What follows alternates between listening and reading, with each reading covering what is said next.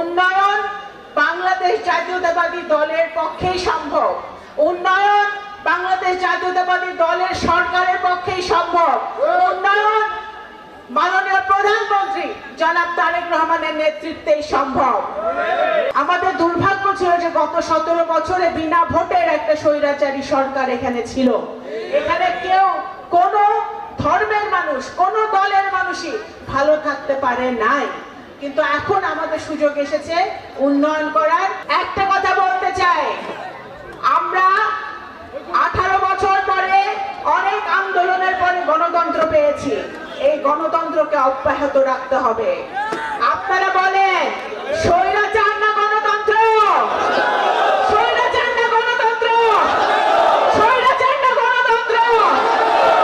সুতরাং বাংলাদেশের মাটিতে স্বৈরাচার আর কখনো ফেরত আসতে দেওয়া যাবে না।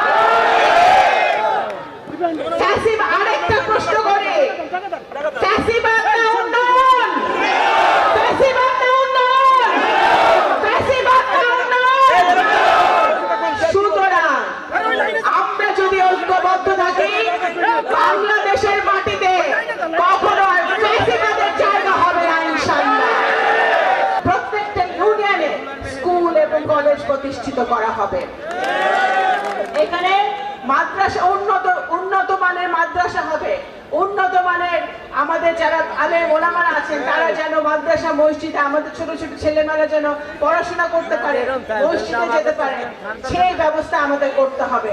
সুতরাং আজকে আমাদের একটাই কথা, আমরা সালতা উপজেলার মানুষ যেন ঐক্যবদ্ধ থাকি, কোন রকম দাঙ্গা হাঙ্গামা গন্ডগোল যেন না হয় সালতা উপজেলায়। আমরা একটা মাদক মুক্ত, দুর্নীতি মুক্ত, মাদক মুক্ত, দুর্নীতি মুক্ত সালতা উপজেলা করতে চাই।